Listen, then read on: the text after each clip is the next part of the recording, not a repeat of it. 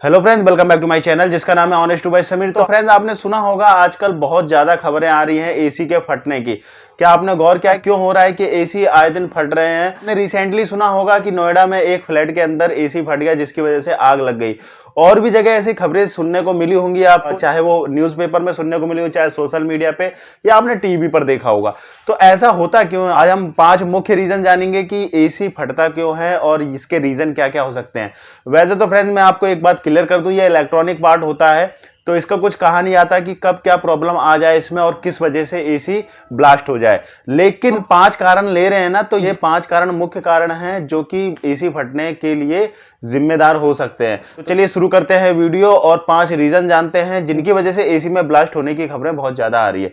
तो पहला रीजन है, इस समय बहुत ज्यादा गर्मी पड़ रही है जैसा कि आप जानते हो, और उन गर्मी की वजह से एसी को दिन रात दोपहर शाम 24 घंटे चलाया जा रहा है। जी हाँ, तो एक सबसे बड़ा रीजन ये भी होता है कि आप अगर एसी को बिल्कुल रेस्ट नहीं दे रहे हो ना, तो उसका कंप्रेसर चलते चलते चलते चलते बहुत ज्यादा हीटअप हो जाता है, जिसकी वजह से एसी में आग लग जाती है और एसी की वायरिंग जो होती है ना वो शॉर्ट हो जाती है और इसकी वजह से भी एसी ब्लास्ट हो रहा है। जी हाँ, तो इसलिए ध्यान रखिएगा, एसी को रेस्ट देना बहुत जरूरी है। अगर आप एसी को रेस्ट नहीं दोगे तो आप भी खुद समझदार हो कि जब भी कोई भी इलेक्ट्रॉनिक चीज कंटिन्यू चलाओगे, एसी हो या टीवी हो, अगर आप रिएक्ट आपको देखने को मिलेगा ही मिलेगा। तो फ्रेंड्स, अब बात करते हैं दूसरे रीजन के बारे में। जब भी आप एसी का इंस्टॉलेशन कराते हैं ना, तो उसका आउटडोर यूनिट जो होता है वो आप छत पर लगा रहे हो या कहां लगा रहे हो, वो सबसे बड़ा इंपॉर्टेंट होता है कि आप उस आउटडोर यूनिट को लगा कहां रहे हो। क्योंकि आउटडोर यूनिट में होता है कंप्रेसर, जो कि सबसे मेन पार्ट होता है एसी का, जो कि गैस को कंप्रेस करता है।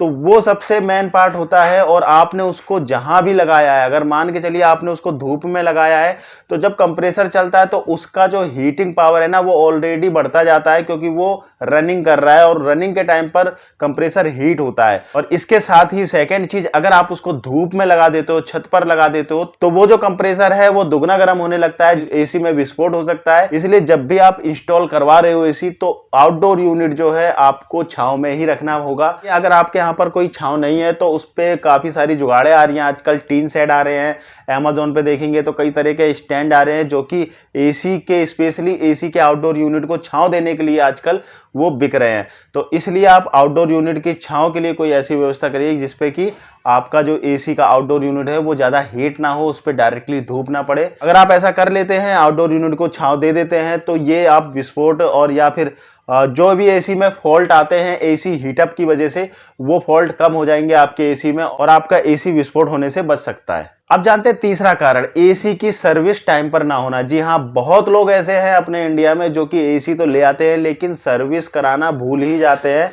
वो ये सोचते हैं कि वन टाइम इन्वेस्टमेंट क्या है, अब हमें लेना ही क्या है। लेकिन ऐसा नहीं है, ये कोई कूलर नहीं है। हालांकि कूलर में भी सर्विस दी जाती है, लेकिन एसी में आपको हर उस टाइम पे सर्विस देना है जब आपको लगता है कि आपका एसी आवाज कर रहा है या उस पर बहुत ज्यादा डस्ट है या फिर कूलिंग नहीं कर रहा, तो आपको सर्विस करानी ही करानी है उसकी। क्योंकि अगर आप एसी की सर्विस नहीं कराओगे तो उसमें डस्ट के पार्टिकल इतने ज्यादा जम जाते हैं कि किसी को बहुत ज्यादा ताकत लगानी पड़ती है उसकी एयर को आपको फेंकने में। जी हाँ, रूम को ठंडा करने में बहुत ज्यादा ताकत लगानी पड़ेगी, एयर को पास करने में बहुत ज्यादा ताकत लगानी पड़ेगी।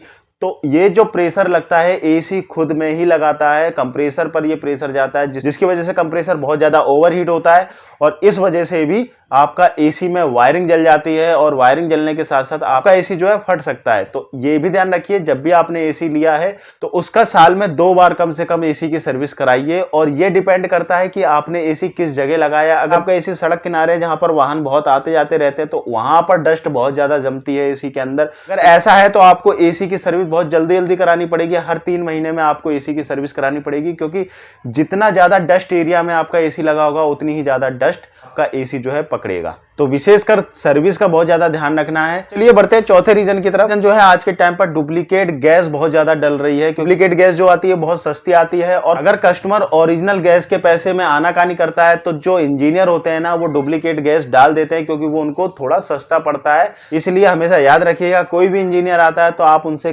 खासकर बोलिए कि भाई जितना पैसा है वो आप ले लीजिएगा, जो भी इसका रीजनेबल पैसा है, लेकिन एसी में जो गैस है ना वो ओरिजिनल ही डालिएगा। तो फ्रेंड्स बढ़ते हैं 5वें रीजन की तरफ। 5वां रीजन है, जब भी आप एसी का इंस्टॉलेशन करवाते हो और आउटडोर यूनिट से इंडोर यूनिट तक जो वायरिंग जाती है, कई बार ऐसा होता है कि एक सीधा तार जाना चाहिए, लेकिन एक सीधा तार ना जाने के कारण इसमें कई सारे जॉइंट लगा देते हैं इंजीनियर, जिसकी वजह से सम टाइम ये होता है कि जब एसी आप प्रॉपर 24-24 घंटे चलाते हो, 12-12 घंटे चलाते हो, 17-17 घंटे चलाते हो, तो जिसकी वजह से वायर जो होता है ना, हीट होते हैं और हीट की वजह से जहां भी कनेक्शन होता है वहां से वो वायर जलने लगता है, की वजह से आपके एसी में शॉर्ट सर्किट की वजह से आग लग सकती है और आपका एसी फट सकता है।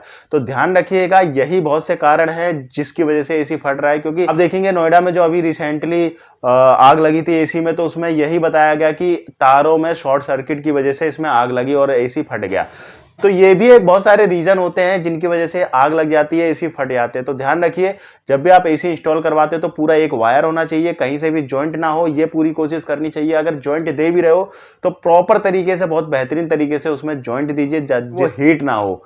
तो ये सारे कारण होते हैं एसी में आग लगने के और एसी फटने के। अगर वीडियो पसंद आया तो चैनल को लाइक एंड सब्सक्राइब करना ना भूलेगा। Thank you so much video देखने के लिए, धन्यवाद।